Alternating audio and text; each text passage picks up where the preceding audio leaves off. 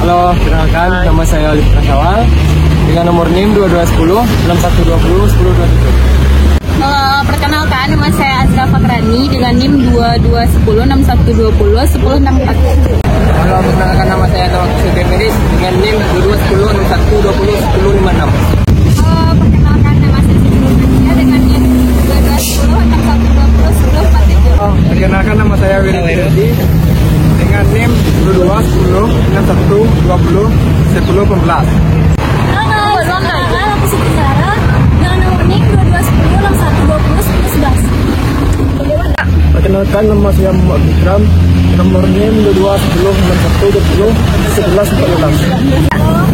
Perkenalkan, nama saya Ferdisa dengan nomor NIM 2210 6120 11. Perkenalkan nama saya Rifat Fitriani dengan nomor NIM 2210 6120 1041. Assalamualaikum warahmatullahi wabarakatuh. Kami dari Universitas Sumatera Barat ingin mewawancarai Bapak sebagai owner dari Tambika ini dengan judul kami yaitu meningkatkan kemampuan pemasaran digital dan media sosial UMKM di Cafe Tambika ini. Sebelumnya bisa perkenalkan diri, Pak. Baik, nama saya Yema, saya owner Tambika Pari Malintang. Kita di sini udah jualan selama kurang lebih 2 tahun untuk Tambikanya. Tapi sebelumnya kita juga udah jualan juga selama 5 tahun itu dengan nama Air Tanah. Ini ada beberapa pertanyaan. Iya, boleh. Pertanyaan pertama yaitu bagaimana perjalanan merintis usaha ini dan kenapa memilih usaha ini? Oke. Perjalanannya ya, berarti kita awalnya itu setelah lulus kuliah itu saya datang ke sini. Saya lulusan dari Universitas Riau. Saya datang ke Pariaman untuk membantu orang tua. Lalu dari situ mulai kebuka pikiran untuk juga membuka usaha sekaligus membantu orang tua. Jadi waktu itu membuka usaha minuman. Lalu dari situ mulai berkembang. Akhirnya kami membuka rumah makan Air Tanang dulu namanya. Itu yang ada di Pariaman, ada di Pari Malintang juga, ada di Cincin juga. Waktu itu ada 3.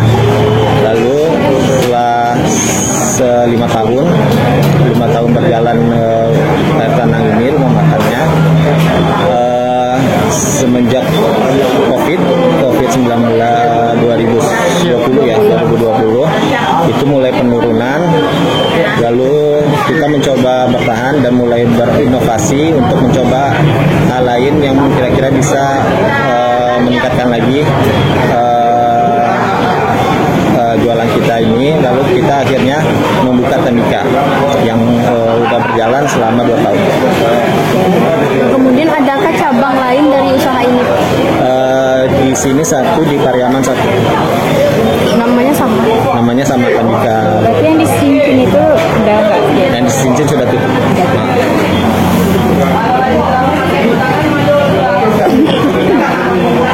Apakah Bapak memiliki rencana untuk mengembangkan usahanya dengan membuka cabang baru atau inovasi yang baru gitu selain dari kuliner makanan? Kalau rencana mungkin ada rencananya. Yang pertama kita mau kembangkan itu sistemnya dulu. Jadi kita di sini mau mengembangkan sistem dulu.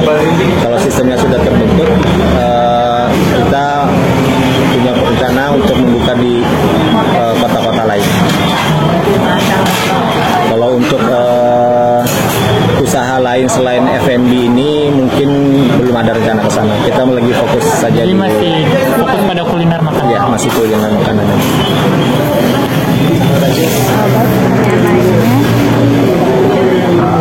Apa saja menu best seller yang ada di TMK ini, Pak?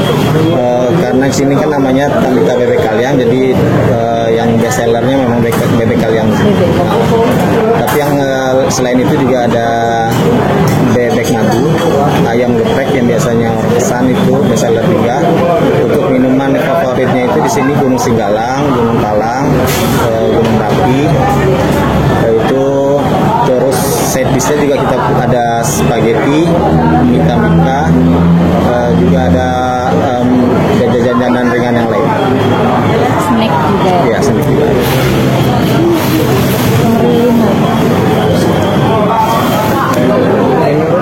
Kuliner apa keunggulan atau daya tarik dari kafe Tambika ini? Kalau pribadi saya yang kita tonjolkan itu kan memang bebeknya di sini. Kalau bagi yang saya lihat ya, pasaran di Sumatera Barat ini banyak yang jual bebek, tapi yang bebek seperti kita ini kayaknya baru ini aja gitu. Bebeknya itu kita bisa jamin bebek kita itu yang paling lembut dan rasanya itu unik. Strategi apa saja yang Bapak lakukan dalam mengelola Tambika ini? Oke, yang pertama itu pemasarannya kita memakai kerjasama dengan konten kreator lokal untuk promosinya. Selain itu juga kita waktu itu pernah adakan seperti giveaway untuk hari-hari spesial kita kasih diskon. Ya, juga kita ada namanya undian akhir bulan. Itu setiap akhir bulan itu kita undi untuk 5 orang pemenang. Jadi mereka bisa makan sekeluarga gratis di sini. Kemudian apa tantangan utama yang dihadapi dalam mengelola pemasaran digital Cafe Tambika itu, kayak tantangan apa?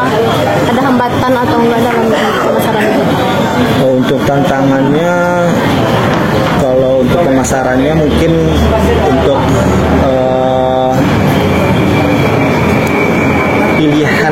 pilihan pemasaran digitalnya itu masih minim.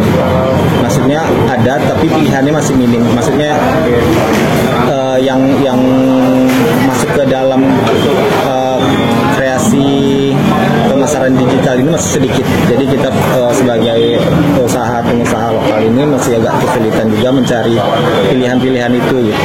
Mungkin hambatannya di situ. Tapi selain itu juga boleh di Baiklah, terima kasih kami ucapkan. Pertanyaan berikutnya akan dilanjutkan oleh teman-teman kami. Ya, sebelumnya perkenalkan, nama saya Olive Tersawal, mungkin bisa dipanggil Olive. Nanti saya Olive akan melanjutkan pertanyaan dari teman-teman tadi. Bagaimana Tambika ini bisa berkolaborasi dengan influencer lokal dalam upaya pemasaran digital? Bagaimana bisa berkolaborasi dengan influencer? Caranya atau Ya, caranya gitu, dengan influencer lokal yang ada di daerah. Kita ketemu influencer yang di Kota Padang, itu kita dapat dari, biasanya dia kan kita mengikuti akun Instagramnya, terus dia biasanya mengadakan giveaway atau diskon-diskon. Kita DM, kita coba janji ketemu. Nanti kalau sudah janji ketemu, kita bahas mengenai kontennya apa. Nanti baru kita bahas tentang isi kontennya. Jadi bentuk kolaborasinya itu seperti dari kitanya mendapat promosi untuk produk-produk kita. Dari merekanya nanti mereka akan mempromosikan di akun Instagram, TikTok, di media sosial lainnya. Menurut Bapak, apakah strategi pemasaran digital melalui media sosial ini memiliki pengaruh yang besar dalam peningkatan penjualan? Ya, sangat besar. Ya. Pengaruhnya sangat besar. Untuk zaman sekarang pengaruhnya sangat besar. Ya, apalagi di era digital sekarang ya, Pak. Digital. Karena sekarang kalau dulu itu promosi itu yang paling efektif itu kan dari mulut ke mulut. Iya.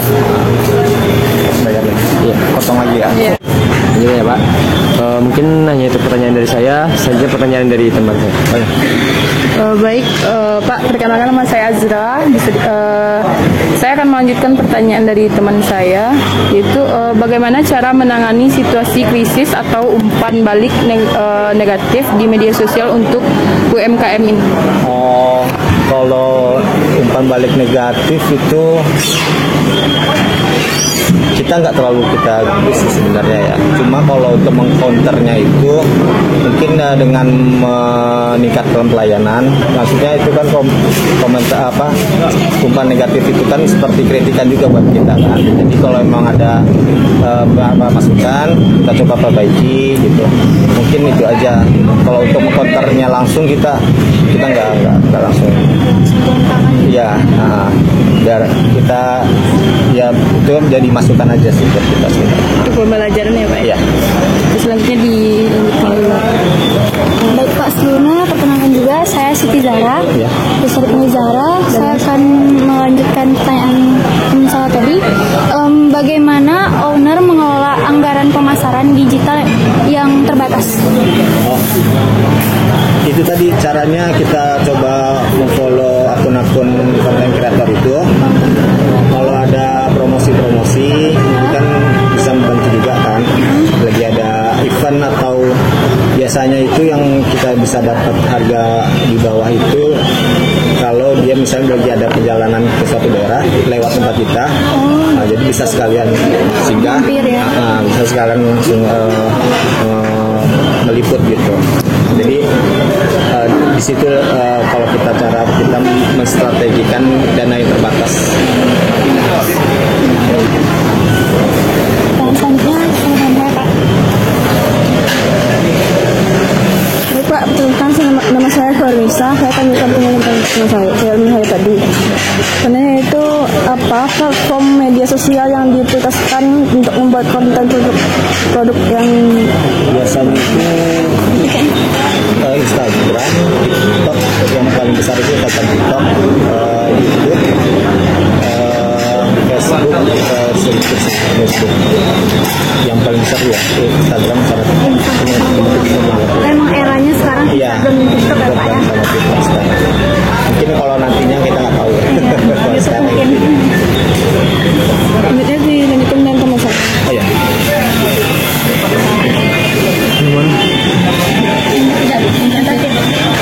Baik Pak, rekan-rekan, nama saya Muhammad Habib akan bertanya, siapakah yang mengelola media sosial Andika itu? Apakah dikelola langsung oleh owner atau melalui perantara tim Andika? Kalau untuk pengelolaan tim media sosial itu awalnya itu kita kelola sendiri. Cuma semakin kesini kan semakin banyak waktu yang nggak bisa kita handle, jadi kita pakai perantara orang lain untuk handle media sosial. Jadi semua akun sosial perantara yang Iya, Ada adminnya. ada adminnya. media WhatsApp, Instagram, TikTok. Iya, betul.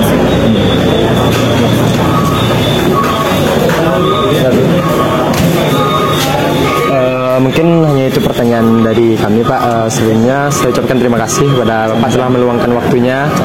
Dan juga semoga Tambika ini dapat lebih ada peningkatan lagi dan lebih semakin ramai. Terima kasih ya Pak. Sama-sama.